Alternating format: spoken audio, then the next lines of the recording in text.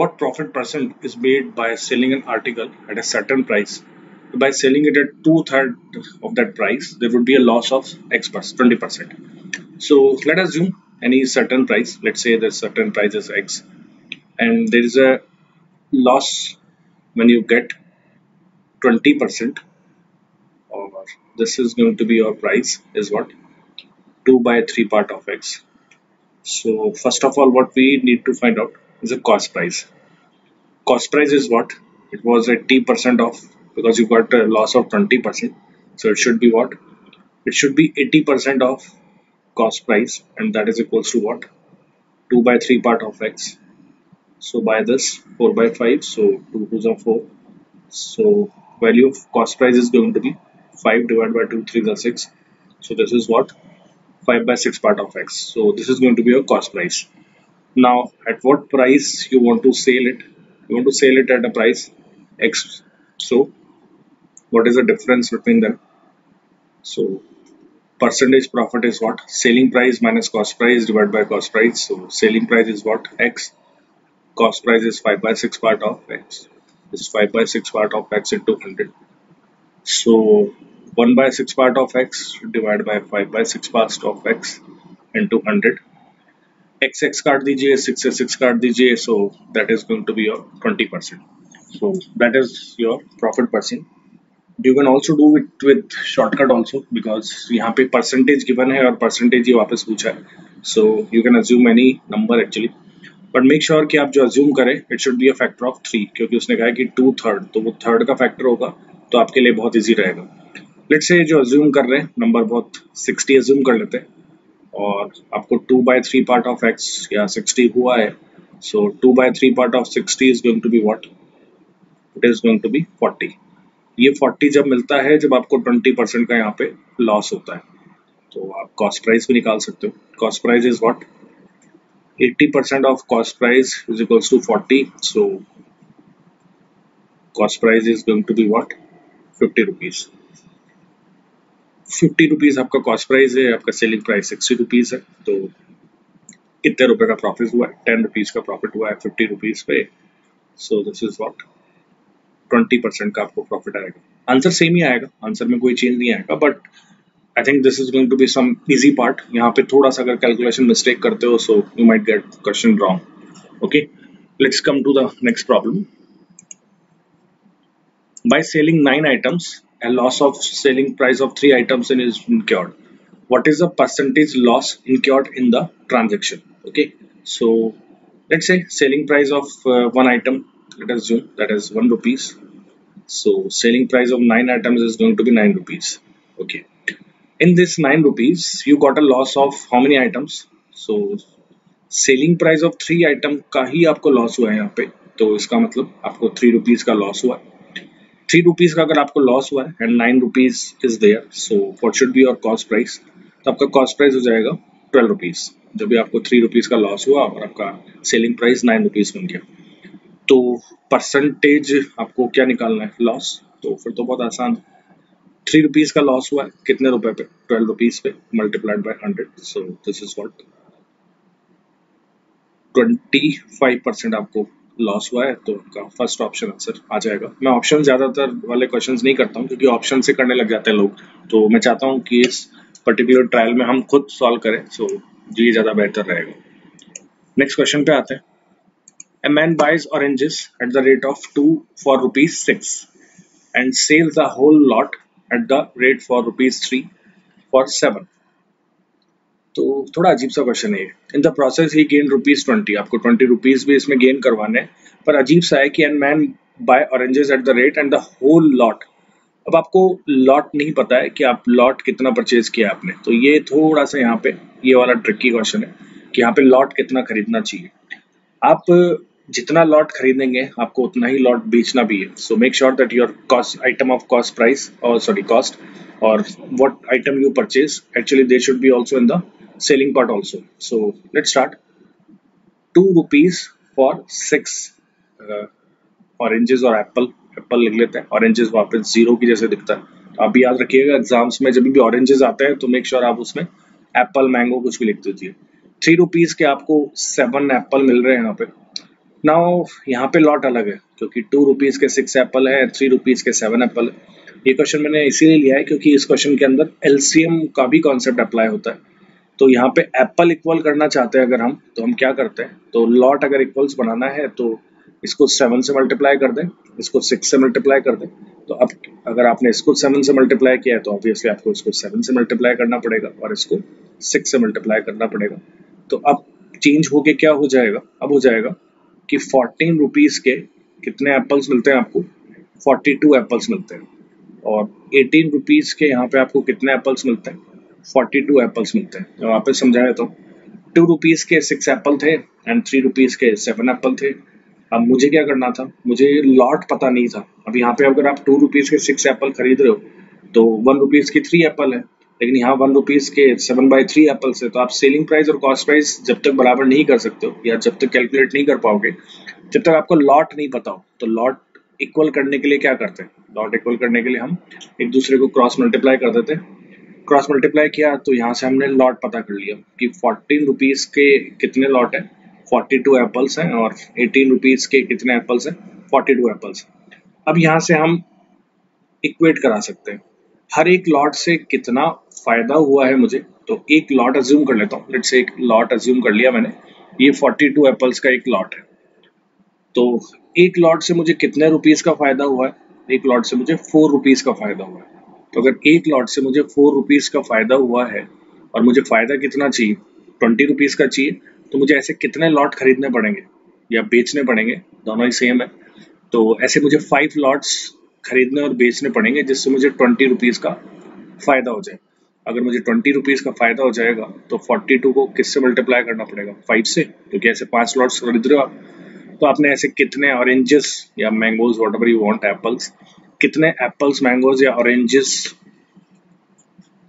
Purchase किए थे, तो आपने 210 ऑरेंजेस या मैंगोज परचेज किए थे, ताकि आप जो लॉट है वो आपको इक्वल करना है। So that is really important question, क्योंकि लोगों को लगता है, जनरली लोग क्या करते हैं इस प्रॉब्लम के अंदर कि 2 रुपीज़ तो 1 रुपीज़ का 3 एप्पल्स और ऐसे करके सॉल्व करने लग जाते हैं, तो वो लॉट निकाल पाएंगे। वहाँ पे सेलिंग प्राइस और कॉस्ट प्राइस जो है वो जब ही निकाल पाओगे, वो गैप 4 का, जब आप उस लॉट को क्लियर कर पाओगे। क्लियर है? तो मेक श्योर कि आप वो लॉट जरूर निकाल लें। ठीक है, ये सब क्वेश्चन थोड़े से मॉडरेट हैं। तो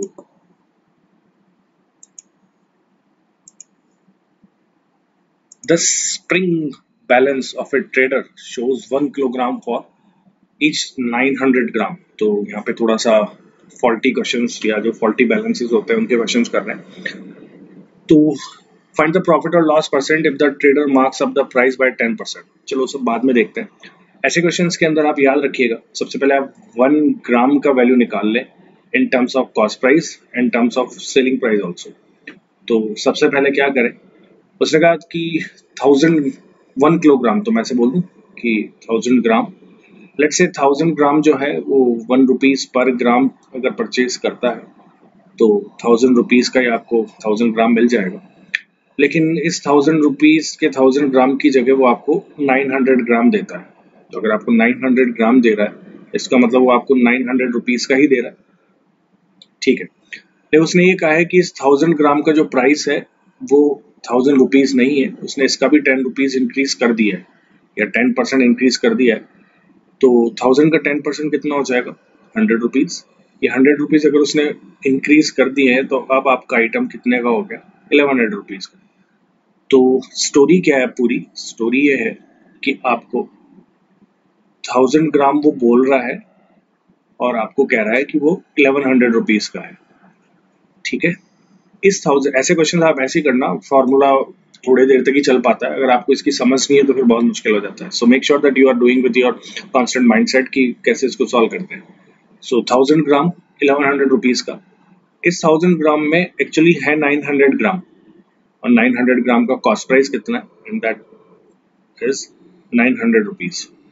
तो इस 900 रुपीज़ तो उसकी जो कॉस्ट प्राइस हो गई, और आपसे कितना ले लिया उसने, 1100 रुपीज़। तो प्रॉफिट कितने रुपीज़ का हुआ, 200 रुपीज़ का, at what, 900 rupees and multiplied by 100 obviously. So इसको 1/9 का फैक्टर आई होप सभी को याद होगा, 11.11% होता है। तो this is what, this is 2/9, so it should be 22.22%. So your answer is going to be 22.22%. And is that loss or profit? So obviously it is a profit because he is not using the correct way. So he is not weighing correctly. So answer is going to be 22.22%. Okay. Let's come to the next question.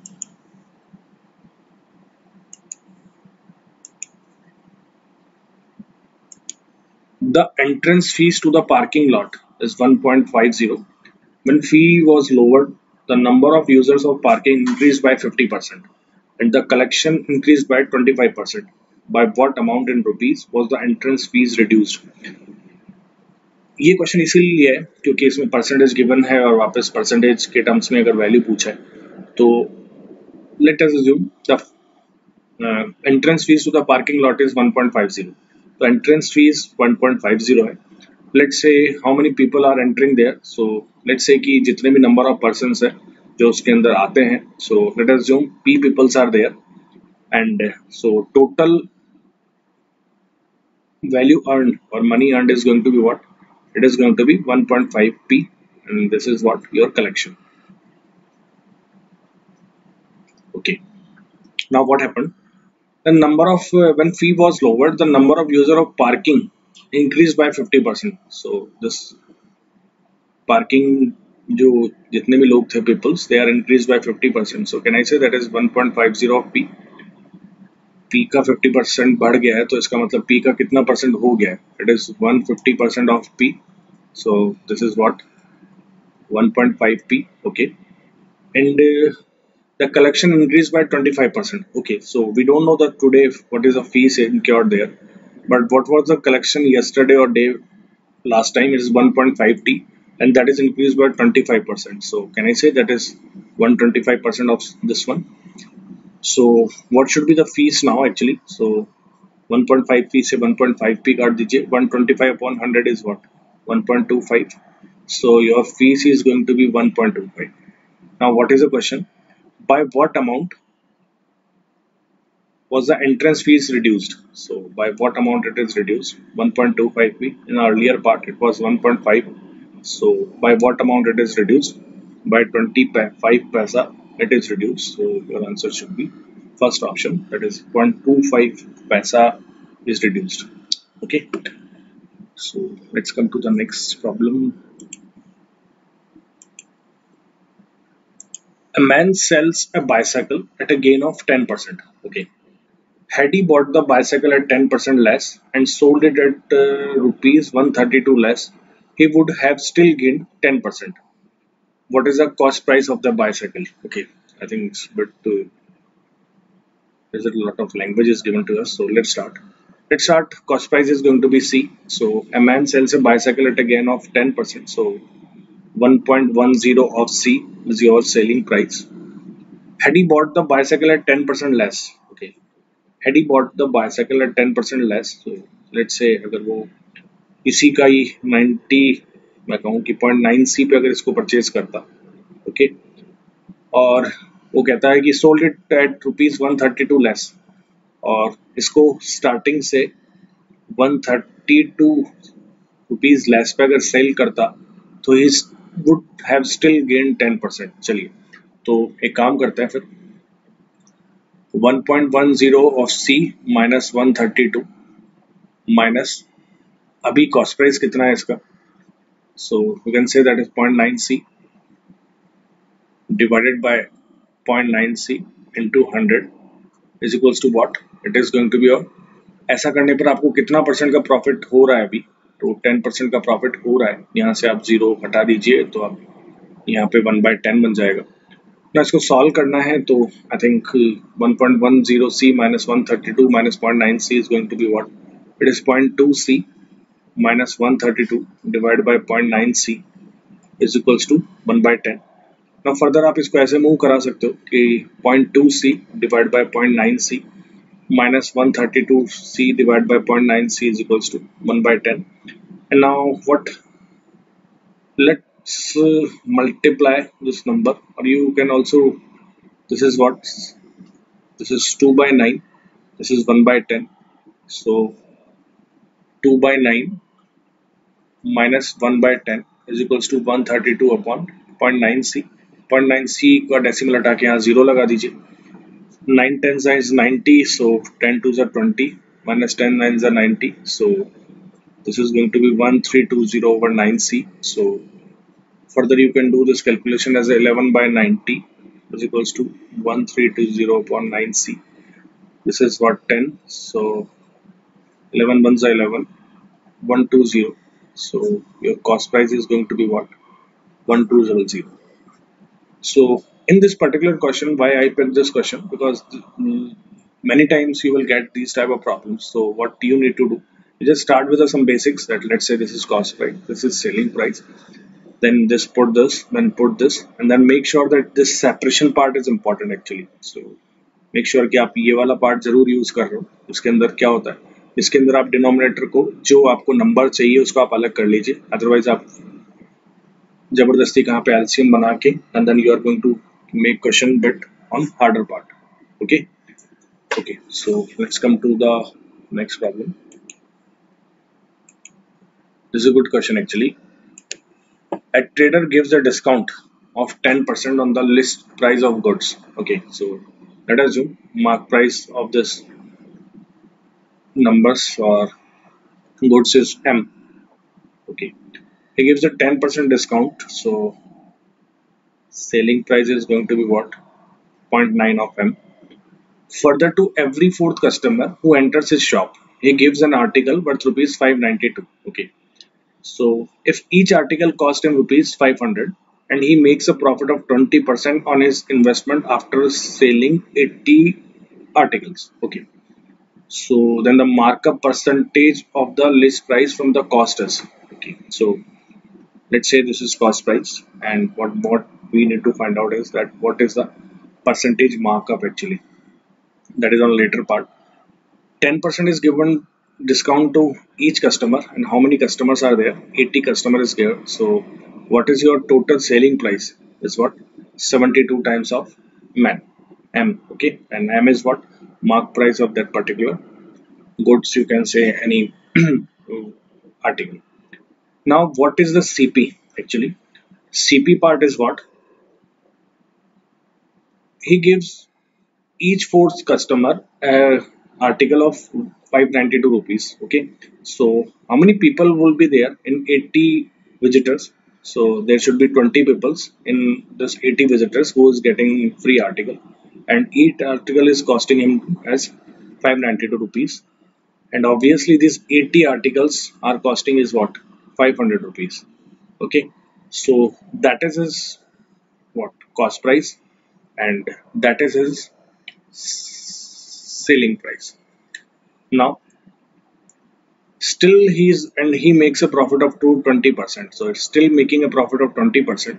So that is actually frame based question. This is really important question. Selling price minus cost price divided by cost price into 100, and that is equals to what? 20, or you can say 20%. So this is 1 by 5. Now further you can put in this value, SP upon CP minus CP upon CP, इससे ये काट दीजिए, so that is 1 equals to 1 by 5. SP upon CP minus 1 उधर जाएगा, so 1 plus 1 by 5 is going to be what? 6 by 5, so that is 6 by 5. Now what is SP? Let's put the values straight away now. What is SP? 72 times of M. And what is your CP? Let me calculate the CPs as well. 20 यहाँ से common ले लेते हैं, so this is 592 plus 20 common लिया तो यहाँ 4 बच जाएगा, so this is going to be what? 2000. So this is going to be 20 multiplied by 2592 is equals to 6 by 5. 5 से 4 काट दीजिए, then what? 6 से 12 काट लीजिए, यहाँ से 4 से 3 काट लो. 3 8s are 24, 3 6s are 18, and 3 4s are. So your mark price is going to be what? 864 rupees. Okay, now what they ask you कि mark price का वैल्यू आ गया है 864 rupees, cost price जो था वो कितना था? 500 rupees. तो इसको कितना शूट अप कर देना चाहिए यहाँ से यहाँ तक, या कितना शूट अप कर देगा? तो स्ट्रेट अवे 364 रुपीज का शूट अप करेगा एट 500, इंटू 100, तो यहाँ से काट दीजिए, करीब 73% के आसपास आपको आंसर मिल जाएगा। यहाँ पे सबसे इम्पोर्टेंट जो बात थी वो यही थी, that's why I just pick this question. I want to teach you this that this is the calculation part. अगर आप इसको नहीं करते तो ये क्वेश्चन बहुत लेंदी हो जाता है and you are not going to get the answer. So make sure that you are doing these steps. These are the important. These are the important. These are the strong. Whenever you get a question of profit and loss, make sure that you are using this trick. So it might be really helpful for you. Okay.